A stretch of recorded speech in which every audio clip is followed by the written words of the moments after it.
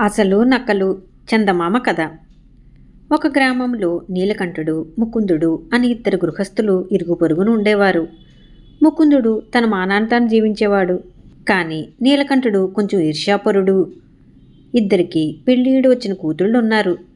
ముందుగా ముకుందుడి కుమార్తెకు సంబంధం కుదిరింది. అవతల వాళ్ళు కట్నాల గురించి ఏమీ తగాదా పెట్టక ముకుందుడు ఏమిస్తే అది తీసుకోవడానికి ఒప్పుకున్నారు. ఇది జరిగాక నీలకంఠుడి కూతురికి కూడా సంబంధం కుదిరింది. అయితే మగ పెళ్లివారు పెళ్లి కూతురికి రవ్వల కమ్మలు చేయించి పెట్టి మరీ కన్యాదానం చేయాలని పట్టుపట్టారు. సంబంధం వదులుకోవటం ఇష్టం లేక నీలకంఠుడు సరే అన్నాడు. కానీ అసలు రవ్వల కమ్మలు కొనే శక్తి అతనికి లేదు. అందుచేత అతను బస్తీకి పోయి నకిలీ రవ్వల కమ్మలు కొని తెచ్చి ఆ సంగతి రహస్యంగా ఉంచవలసిందని తన భార్యకి చెప్పాడు. తనకన్నా ముకుందుడు తేలికలో పోవటం నీలకంఠుడిని బాధించింది. అతను పని పెట్టుకుని ముకుందుడు కూతుర్ని చేసుకోబోయేవారు ఊరు వెళ్ళి వారితో, నేను ముకుందుడు పొరుగువాడినే, మా ఇద్దరు కుమార్తెలకు ఒకేసారి పెళ్ళిళ్ళు చేస్తున్నాం. నేను నా కుమార్తెకు రవ్వల కమ్మలు పెట్టి పెళ్లి చేయబోతున్నాను. మీరు కోరి ఉంటే ముకుందుడు కూడా తన కుమార్తెకు రవ్వల కమ్మలు పెట్టి పెళ్లి చేయగలవాడే అన్నాడు. ఆ మాట నమ్మి ముకుందుడి కుమార్తెను చేసుకోబోతున్న వాళ్ళు నిశ్చితార్థం నాటికి పిల్లకు రవ్వల కమ్మలు కొనమని ముకుందుడికి తన మనిషి ద్వారా కబురు చేశారు. ఈ మాట వినగానే ముకుందుడి గుండెలో రాయిపడింది.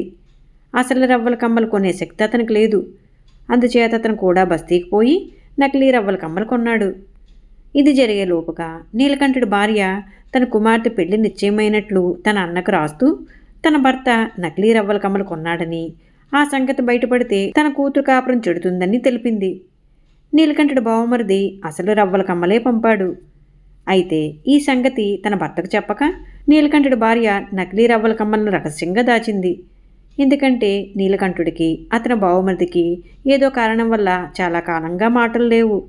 తన ప్రయత్నం ఫలితంగా ముకుందుడు కూడా రవ్వల కమ్మలు కొన్నాడని వినగానే అవి అసలు రవ్వల కమ్మలు అయి ఉంటాయని, వాటిని ఎలాగైనా కాజేయాలని నీలకంఠుడికి దుర్బుద్ధి పుట్టింది.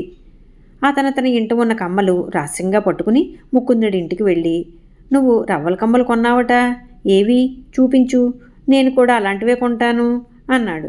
ముకుందుడు తాను కొన్న నకిలీ రవ్వల కమ్మలు తెచ్చి చూపాడు. వాటిని చూస్తూ నీలకంఠుడు దగ్గు వచ్చినట్లుగా నటిస్తూ తాగడానికి నీరు కావాలని సైగ చేశాడు.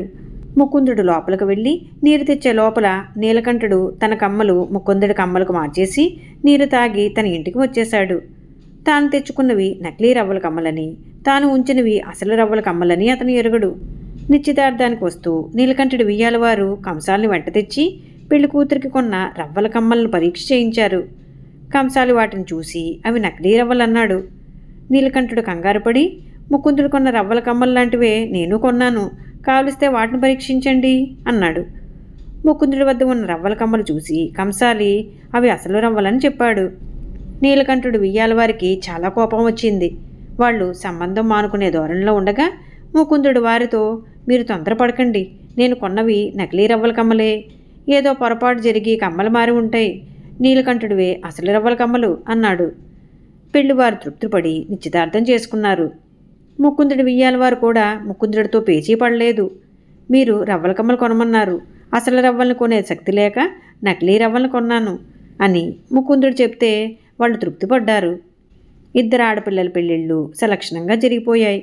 అటు తరువాత నీలకంఠుడు ముకుందుని చూసి ఈర్ష్యపడలేదు. ఇద్దరూ స్నేహితుల్లా జీవించారు. ఈ కథ మీకు నచ్చినట్లయితే లైక్ చేయండి, షేర్ చేయండి. మరిన్ని మంచి కథల కోసం మా సంపత్ ఛానల్ని సబ్స్క్రైబ్ చేసుకోండి.